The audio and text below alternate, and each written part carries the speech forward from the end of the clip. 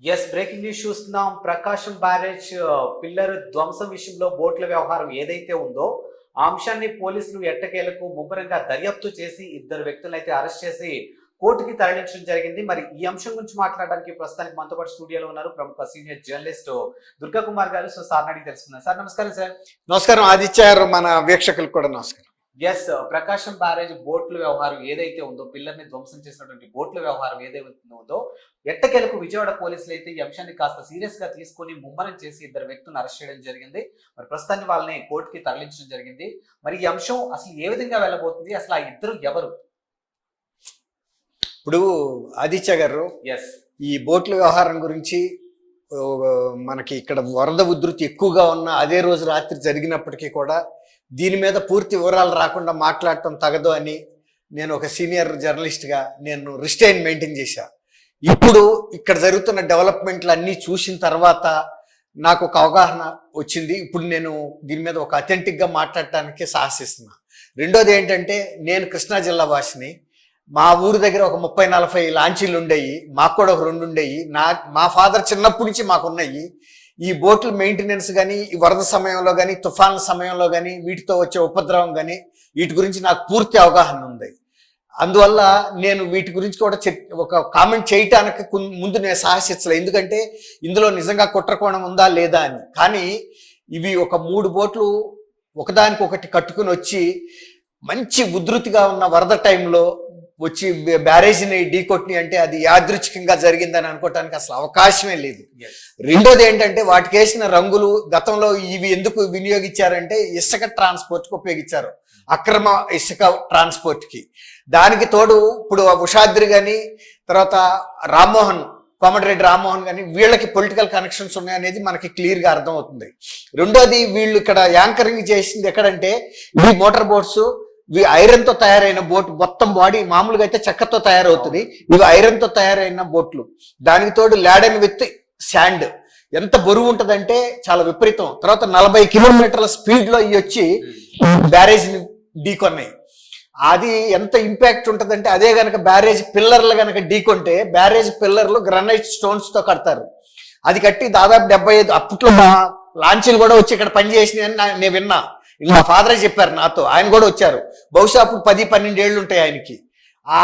ఆయన కూడా ఆ లాంచీలతో పాటు వచ్చారు. 2 లాంచీలు మాయ కూడా వచ్చి పంటలు లాగాయి. అంటే అప్పుడు ఆ గ్రానైట్ స్టోన్స్ ని తీసుకురావటం కోసం అప్పుడు ప్రకాశం బ్యారేజ్ అని కూడా తెలీదు. కృష్ణా మీద బ్యారేజ్ కడుతున్నారు. ఆ బ్యారేజ్ కి కృష్ణా జిల్లాలోనే కాకుండా ఇతర చాట్లు ఉండే మోటార్ లాంచెస్ అన్నింటినీ తీసుకొచ్చారు. ఎందుకంటే మెటీరియల్ సిమెంట్ కానివ్వండి, శాండ్ కానివ్వండి, తర్వాత వాటి గ్రానైట్ స్టోన్స్ కానీ, వీటి హెవీ వాటన్నిటిని తీసుకురావటం కోసం పంట్లు అని ఉంటాయి, పంట్ల మీద వీటిని పేరుస్తారు. వీటిని మోటార్ బోట్తో పుల్ చేస్తారనమాట. ఇవి కూడా మోటార్ బిగించిన బోట్లు ఇవి ఇసుక ట్రాన్స్పోర్ట్ కి. ఇవి 3 ఒకసారి ఉండటం అనేది వాటికి నేను చూశాను. మన గేదోడ తాళ్ళు కడతారు, ఒక 1/2 ఇంచ్ మందం తాడు కట్టి ఉంది దానికి.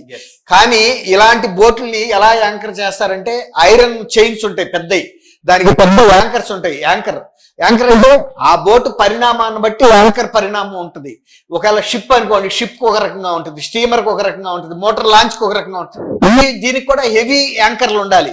ఆ యాంకర్ నీళ్ళలోకి వదిలేస్తారు. వదిలినప్పుడు నీళ్ళలోకి వెళ్ళి ఆ బరువుని ఎక్కడికి వీటిని కదలనివ్వదు. కానీ వరద వచ్చినప్పుడు ఆ ఒక్క యాంకర్ మీద ఆధారపడరు ఎవడో.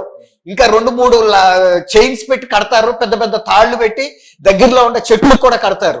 ఎన్నో బోట్లని గొల్లపూడి దీని దగ్గర పెట్టినప్పుడు అక్కడ ఉండే లోకల్ బోట్స్ మెన్ కూడా వీళ్ళని వార్న్ చేశారంట, మీరు ఇంత పెద్ద పెద్ద వాటిని ఇలా వదిలిపెట్టి వెళ్ళిపోతే ఎట్లాగూ అని.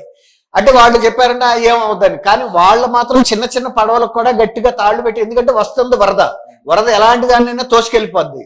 కాబట్టి వీళ్ళు అంత నిర్లక్ష్యంగా ఉన్నారంటే ఒక వ్యూహంతో ఉన్నారనే తెలుస్తుంది. అసలు ఈ కదలపోయినా ఒక రాత్రి పూట వాటిని వదిలితే అప్పటికే వరద ఉధృతితో అల్లాడిపోతుంది ప్రకాశం బ్యారేజీ. 120 ఏళ్లలో రాని వరద వచ్చి అక్కడ 11.8 అంటే దాదాపు 12 లక్షల క్యూసెక్ల వాటర్ వెళ్తుంది. ఇప్పుడు మొన్న వచ్చిన వరద ఒక 120 సంవత్సరాల్లో కృష్ణా నదికి రికార్డులు మెయింటైన్ అవుతున్నంత వరకు ఎవరు చూడలేదు. 11.8 వరకు వచ్చింది. అంటే ఆల్మోస్ట్ 12 క్యూసెక్ వాటర్ ఆ టైంలో ఇక్కడ నుంచి ప్రకాశం బ్యారేజీలోంచి వెళ్తుంది. వరద ఉధృతి విపరీతంగా ఉంది. ఆ టైంలో 3 బోట్లు ఒకదానికొకటి లింక్ చేసి కట్టి ఉన్నాయి. తర్వాత వాటికి ఒక ప్లాస్టిక్ తాడు ఉన్నట్టు కనపడుతుంది తప్ప ఎక్కడా కూడా గొలుసులు తెంచుకొచ్చిన పరిస్థితి కనపడలేదు. ఇవి 40 కిలోమీటర్ స్పీడ్ లో వచ్చింది వరద ఉధృతితో పాటు. అప్పుడు కనుక ఇవి కనుక బ్యారేజీ పిల్లర్స్ కనుక ఢీకొని ఉంటే అవి గ్రానైట్ తో కట్టి కూడా దాదాపు 80 ఏళ్ళు అవుతుంది బ్యారేజీ, పగిలిపోయి ఉండేది. తర్వాత ఇవి వెళ్ళి నిజానికి ఫ్లడ్ గేట్స్ కొట్టుకున్నా కూడా ఫ్లడ్ గేట్లు కూడా ఇరిగాయి. ఇప్పుడు ఇవి కొట్టుకుంది ఏంటంటే కౌంటర్ బ్యాలెన్స్ అని ఉంటుంది. గేట్లు ఎత్తేటప్పుడు ఒక్కసారి పడిపోకుండాను, అలాగే దింపుతున్నప్పుడు కూడా ఒక్కసారి దిగిపోకుండా దాని కౌంటర్ బ్యాలెన్స్ ఉంటుంది అనమాట. దీన్ని రెగ్యులేట్ చేయటం కోసం ఆ కౌంటర్ బ్యాలెన్స్ ఇరిగిపోయి లక్కీగా అది అంత క్రూషియల్ కాదు.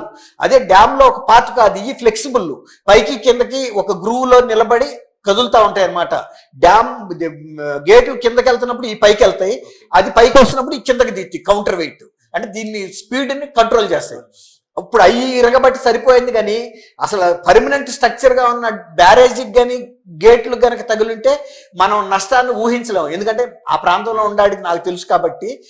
కృష్ణాకి ఆ కృష్ణలంక నుంచి మొదలు, ఆ టైపున తాడేపల్లి వైపు నుంచి మొదలు, అవి ఒకవైపు కృష్ణాలో 2 పాయలుగా చీలిపోద్ది పులిగడ్డ దగ్గర. ఒక పాయేమో గొల్లలమోత దగ్గర వెళ్ళి సముద్రంలో కలుస్తుంది, ఒక పాయ వెళ్ళి కోడూరు దగ్గర అంశల దీవులో కలుస్తుంది.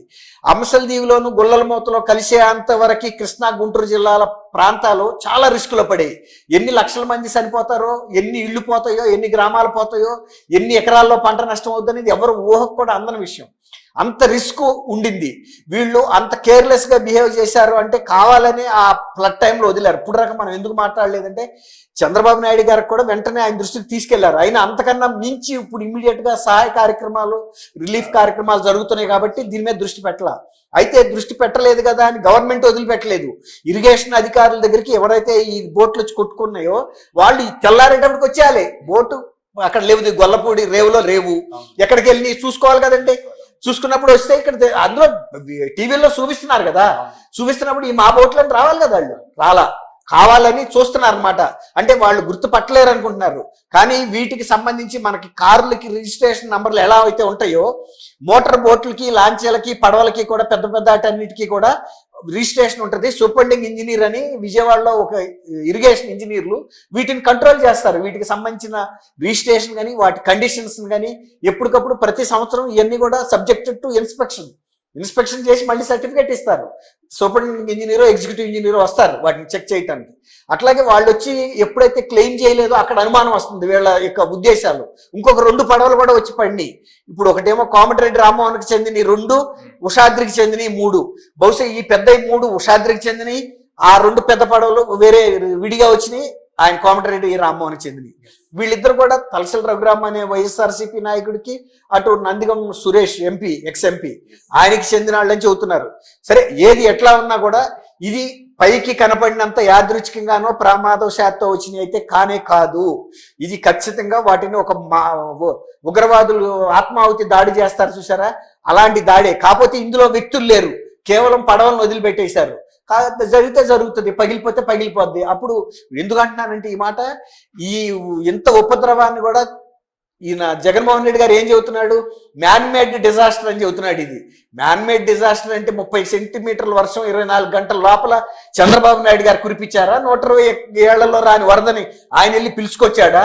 లేకపోతే అక్కడ మన ఇది ఉంది కదండి, ఖమ్మం నుంచి వస్తున్న వాగు, మునేరు వరద ఆయన తీసుకొచ్చాడా? లేకపోతే ఇప్పుడు ఈ బుడమేరు వరదని ఈయన తీసుకొచ్చాడా? గండ్లు ఈయన కొట్టాడా?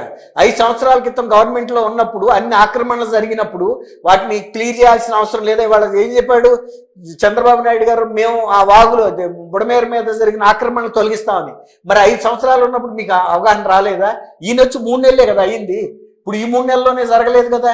ఆయన ఒకటే చెబుతున్నాడు, రాజకీయాలు ఏమన్నా ఉన్నాయి, ఒకవేళ రేపు వైఎస్ఆర్సీపీ వాళ్ళు జెండాలు పట్టుకుని వస్తే వస్తారు కాక, వచ్చినా సరే ప్రజల తరపున. ఇవాళ ఏం చెప్పాడు, లక్షల మంది ప్రజలు ఇళ్ళు దెబ్బతింటుంటే, వాళ్ళ జీవితాలు పోతుంటే, ఎవడో ఒక 10 మందో 20 మందో ఒక 50 మందియో ఆక్రమణ చేసుకుంటే నష్టపడుతుంది విజయవాడ సిటీ ప్రజలు. కాబట్టి ఆ విధమైన తెంపు ఉండాలి. కానీ రాజకీయాలతో నాకెన్ని ఓట్లు వస్తాయని లెక్కేసుకోవటం, ప్రజల్లోకి వెళ్ళి ప్రభుత్వాన్ని విమర్శిస్తే ఓట్లు వస్తాయి అనుకునే ఇలాంటి, ఇప్పుడు అదే జగన్మోహన్ రెడ్డి గారు ఈ మాట మాట్లాడాడు, షర్మిల గారు ఏం మాట్లాడింది, బ్రహ్మాండంగా చేస్తున్నాడు రిలీఫ్ ఆపరేషన్ అని చెప్పాడు. ఇలాంటివి మా తండ్రి గారి టైంలో, రాజశేఖర రెడ్డి గారి టైంలో కూడా వచ్చింది. కానీ ఆయన అప్పుడు నివారించడానికి ప్రయత్నించినప్పుడు VTPS మూలాన వచ్చిన కొన్ని సాంకేతిక కారణాల మూలాన ఆయన ఏం చేయలేకపోయాడు. ఇప్పటికైనా సరే సహజ ప్రవాహాలని ఎవడన్నా అడ్డుకుంటుంటే వాటిని ఆక్రమణ తొలగించండి. నా తండ్రి కూడా ఆ రోజున కొల్లేరులో ఆక్రమణ చేసిన చెరువులని అన్ని తీసేశాడు. ఇప్పుడు మీరు కూడా చేయండి అని చెబుతుంది. అలాంటి రాజనీతి ఈయనలో లేకపోవటం అనేది చాలా బాధాకరం అనమాట. ఆమె ఎప్పుడు ప్రజా పదవుల్లో ఎమ్మెల్యే కానీ ఎంపీగా కానీ చీఫ్ మినిస్టర్గా చేయలే. కానీ ఆమె హుందాగా మాట్లాడింది. ఇన్ని పదవులు చేసిన జగన్మోహన్ రెడ్డి గారు కేవలం రాజకీయ దృక్కోణంలో మాట్లాడాడు తప్ప ఇంతమంది ప్రజలు ఇబ్బంది పడ్డారు, దీనికి నా వంతు సహకారం కూడా అందిస్తాను. ఆయన మాట్లాడాల్సింది ఏంటి, మీరు బుడమేరు ఆక్రమణ తొలగించండి, రాజకీయాలు ఇక్కడ ముఖ్యం కాదు, మా పార్టీ కూడా సహకరిస్తుందనే మాట వాళ్ళకి ఆయన నోటమ్మట రాలా. ప్రజలు ఇంత ఇబ్బంది పడుతున్నా కూడా రాజకీయాలే చూసుకుంటున్నాడు ఆయన. అది ప్రజలు కూడా గమనించారు. అందుకే 2024 ఎలక్షన్లో ఆయన పక్కన పెట్టారు. కాబట్టి ఇది కేవలం యాదృచ్ఛికంగా జరిగేది అనేది కాదు ఆదిత్య గారు. ఇందులో ఖచ్చితంగా కుట్రకోణం ఉంది. వాళ్ళ మీద తీవ్రమైన కుట్రకోణం అంటే కనీసం కొన్ని లక్షల మంది ప్రాణాలకి ముప్పు తీసుకొచ్చిన ప్రయత్నం చేశారనే కేసు వీళ్ళ మీద పెట్టాల్సిన అవసరం ఉంది. ఎస్, చూసాం కదా. సో ఏదైతే ప్రకాశం బ్యారేజ్ పిల్లల ధ్వంసం ఏదైతే ఉందో అది కేవలం ప్రకృతి వైపరీత్యంలో జరిగిందనే అంశానికి ఎట్టకేలకు విజయవాడ పోలీసులు అయితే చెక్ పెట్టారు. ఇది కేవలం మానవులు చేసిన పని అంటూ గుర్తించి ఇప్పటికే ఇద్దరిని అరెస్ట్ చేశారు. మరి కోర్టుకు కూడా హాజరుపరచడం జరిగింది. రానున్న రోజుల్లో ఈ అంశం మరింత ముందుకెళ్తుంది. సో మరి అప్పటి వరకు వెయిట్ చేస్తుంది. Thank you sir, thank you so much.